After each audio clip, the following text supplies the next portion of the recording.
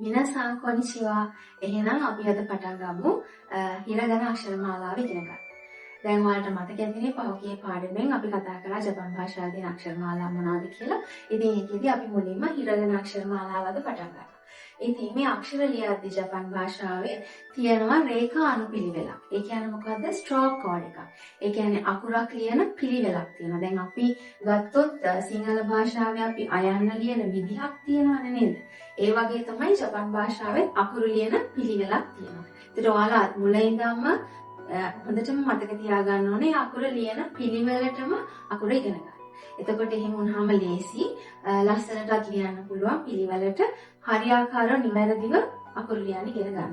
ඒ නිසා දැන් අද අකුරක් ලියද්දී ස්ට්‍රෝක් කෝඩ් එක ලියන පිළිවෙල මම 1 2 3 වශයෙන් පෙන්නනවා. ඔයාලා පුරුදු වෙද්දී 1 2 3 පිළිවෙලටම අකුර ලියන්න ඉගෙන ගන්න. එතකොට ජපන් භාෂාවේ තියෙනවා මූලිකම ශබ්ද 5. එතකොට ඒ 5 ඔස්සේ තමයි අක්ෂර මාලාවේ ඉතුරු අකුරු ටික ගොඩනැගිලා තියෙන්නේ. ඉතින් අපි බලමු ශබ්ද 5 මොකක්ද කියලා. මේ මොකද්ද මේ ශබ්දේ? අ. ඊළඟ එක මේ මොකද්ද? ඊ. ඊළඟට උ, ඒ සහ ඔ. එතකොට අ යි උ ඒ ඔ කියන්න ඕනේ අ යි උ ඒ ඔ. ආ ඊ උ ඒ ඕ නෙවෙයි අ යි උ ඒ ඔ. එතකොට මේ මූලික ශබ්ද 5 ඔස්සේ තමයි හිරගන අක්ෂර මාලාවේ ඉතුරු අක්ෂර ටික ගොඩනැගෙන්නේ. මේක තමයි පදන නැත්නම් බේස් ෆවුන්ඩේෂන් එක වෙන්නේ මේ මූලික ශබ්ද 5. අපි දැන් බලමු අයන්න ලියන්නේ කොහොමද කියලා. මේක තමයි ස්ට්‍රෝක් කෝඩ් එක. මේක පළවෙනි එක. මේක 2. මේක 3. මේ තමයි අ. එතකොට අපි මේකට දාන්නේ 1 කියලා මේක තමයි ඉස්සලා ලියන්නේ. ඊළඟට මේ රේඛාව තමයි දෙවනුව ලියන්නේ. මේ රේඛාව 3. මොකද්ද මේ අකුර? අ. එතකොට ඒක අපි අ කියලා මතක තියාගන්න ඕනේ. ඊළඟ ශබ්දය මොකද්ද? ඊ. ඊ අක්ෂරය ලියන්නේ ස්ට්‍රෝක්ස් 2යි 1යි. මේක 2යි. ඔයාලා දැන් අකුර ප්‍රැක්ටිස් කරන්න ඕනේ හින්දා විතරයි මම මේ 1 2 කියලා දාන්නේ. ඔයාලා පුරුදු වෙනකොට පුරුදු වෙන්න. ඉස්සෙල්ලා ලියන්න ඕනේ මේ රේඛාව ඊළඟට මේක. මේ අක්ෂරය මොකද්ද? ඊ. අපි දැන් අකුරු දෙකක් ඉගෙන ගත්තා ශබ්ද දෙකක්. මොකද්ද? අ ඊ. ඊළඟ අක්ෂරය තමයි උ. 1යි 2යි. මේක පළවෙනි එක, මේක දෙවෙනි එක. මම ආපහු ලියන්නම් 1යි 2යි. එතකොට මේ අක්ෂරය මොකද්ද මේ ශබ්ද? උ. අ යි උ. අපිට තව අකුරු දෙකක් තියෙනවා. ඒ අකුරු දෙක මොකද්ද? ඒ. ඒ ලියන්නේ මේ අකුරු හරිය ලේසි මතක තියාගන්න. නේ? Z එක වගේ ඇවිල්ලා මෙහෙට යනවා. ඒතර මේක පළවෙනි එක, මේක දෙක. මම ආපහු ලියන්නම්. ඒ. පැහැදිලිනේ? හරි. ඊළඟට මොකක්ද අවසාන අක්ෂරේ? ඔ නේ? ඔ. ඔ මතක තියාගන්න. මතකද? ඔයාලට දැන් දෙමළ භාෂාවෙන් ඉගෙන ගන්න කට්ටියට මේ වගේ හැඩවල අකුරුත් එක්ක මේව මතක තියාගන්න පුළුවන්. එතකොට මේකේ ස්ට්‍රෝක් කෝඩ් එක වෙන්නේ මේක පළවෙනි එක, මේක 2, මේක 3. මම ආපහු ලියන්නම් ඔ. හරි නේද? හරි. එතකොට ඔන්න දැන් ජපන් භාෂාවේ අපි ඉගෙන ගත්ත මූලික ශබ්ද ස්වර 5. නාදේ ශබ්ද 5 අ යි උ ඒ ඔ. අ යි උ ඒ ඔ. හරිද? එතකොට අපි බලමු දැන් මේ අකුරම පාවිච්චි කරලා අපිට වචන ටිකක් හදා ගන්න පුළුවන්. එතකොට අපි බලමු කොහොමද හදාගන්නේ. මේ අකුර මොකද්ද? ඊ. මම ලියන එක. මේ අකුර මොකද්ද? ඒ. එතකොට මේ වචනේ මොකද්ද? ඊයේ. ඊයේ. ඊයේ කියලා කියනවා නිවසට. මොකද්ද ඊයේ කියන්නේ? නිවස. ඊළඟට මේ අක්ෂරය මොකද්ද? මේ අක්ෂරය කියන්නේ ඒ. ඒ කියලා කියනවා අපි චිත්‍රයට. හරිම ලේසි නේද ජපන් භාෂාව? හරි. ඊළඟට මොකද්ද අපි කියන්නේ? තව අපිට කියන්න පුළුවන් මේ අකුරු දෙක. අයි. අයි. අයන්න. ඉයන්න. අයි. අයි කියලා කියන අපි ආදරය. ඊට පස්සේ තව හදත හැකි. මේ අක්ෂර දෙක මොකද්ද? මේක මොකද්ද? උ. ඊළඟ අක්ෂරේ ඒ. උ ඒ. උවේ කියලා කියනවා උඩ. මේසේ උඩ කියලා කියත හැකි අපිට තේබුරුණු උවේනි. උවේ උඩ. හරිද? ඊට පස්සේ අපි තව වචනයක් ඉගෙන ගමු. මේ අක්ෂර තුනක් එක්ක. මේ මොකද්ද? මේ අක්ෂරය අ, ඊළඟ අක්ෂරය ඕ, ඊළඟ අක්ෂරය ඊ. මොකක්ද මේ වචනේ? අවොයි. අවොයි. අවොයි කියනවා අපි නිල් පාට.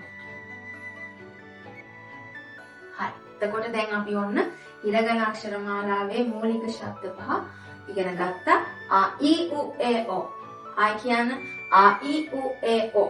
ඔයගලන් හොඳට කට ඇරලා අකුරු උච්චාරණය කරන්න. අ ඊ උ ඒ ඕ. ඒකෙන් අපි වචන හදාගත්තා. ඊයේ කියන්නේ නිවස, ඒ චිත්‍රය, අයි ආදරය, උවේ උඩ, අවොයි නිල් පාට. ඉතින් ඔයගලන් දැන් අද මේ අකුරු ටික ලියලා මේ වචන ටික පාඩම් කරගෙන පුරුදු වෙන්න අකුරු ලස්සනට ලියන්න. හරි. අපි ඊළඟට බලමු ඉරගන අක්ෂර මාලාවේ ඊළඟට තියෙන අකුරු ශබ්ද ටික. අපිට ඊළඟට තියෙනවා කයක්. ක. දැන් මම කියවනේ මූලික ශබ්ද පහ යටතේ තමයි ගොඩනැගෙන කියලා ඉතුරු ශබ්ද අකුරු වල. එතකොට ක අකුරේ මොනවද තියෙන ශබ්ද ටික නැත්නම් ක වල සවුන්ඩ්ස් ටික මොනවද? දැන් අ ඊ උ ඒ ඕ. එහෙනම් මේක මොකද්ද වෙන්න ඕනේ? හරි. ක කී කෝ කේ කෝ නේ?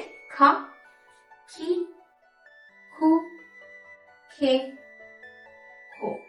ලේසි නේද? මම කිව්වේ ක කී කෝ කේ කෝ. හරි. මේක එක, මේක දෙක. මේක එක, මේක දෙක, මේක තුන. මේක ක. ක. ඊළඟ අක්ෂරය මොකද්ද? කී. කී. දැන් මේ බලන්න. මේ ක කියලා ලියද්දී පේනවද? sorry. අ. ක. ක. ක. හරි. එතකොට ඊළඟ අකුර කී. කී ලේසි. කයි දෙකයි තුනයි හතරයි. හරිද? පැහැදිලිනේ? එකයි දෙකයි තුනයි හතරයි. ඒක මොකද්ද? කී. හරි. ඊළඟ අක්ෂරය මොකද්ද? කු. කු ලේසි. පොටක් වගේනේ. කු. එකයි. එක ස්ට්‍රෝක් එකයි තියෙන්නේ. ඊළඟට කේ. ඉච් නී සා. එකයි දෙකයි තුනයි. ඉච් නී සා. ඉච් නී සා. හරිද? හරි. 次は何ですか? ඊළඟට මොකද්ද? 次はこですね。はい。こ。書き方ね。1、2。ඒකෙන් strokes දෙකයි. මේක එක, මේක දෙක. එක, දෙක.こ. හරිද? හරිම ලේසි. ඉතින් දැන් මේ අකුරු ටික මොනවාද? කකි කෝ කේ කෝ. අපි මුලින් ඉගෙන ගත්ත මොකද්ද?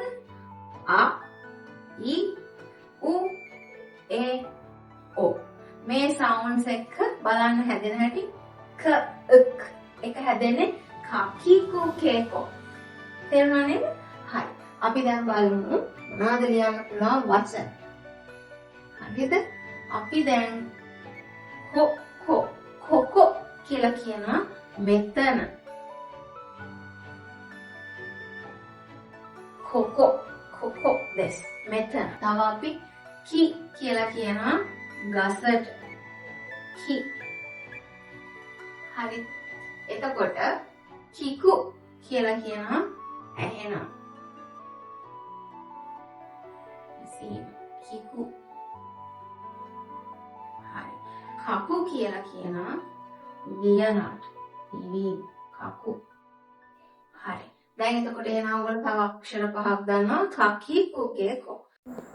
ඔයාලා දැන් එතකොට හිරගන අක්ෂර මාලාවේ අකුරු 10ක් දන්නවා. මුලින්ම අපි ඉගෙන ගත්තා අ ඉ උ ඒ ඕ.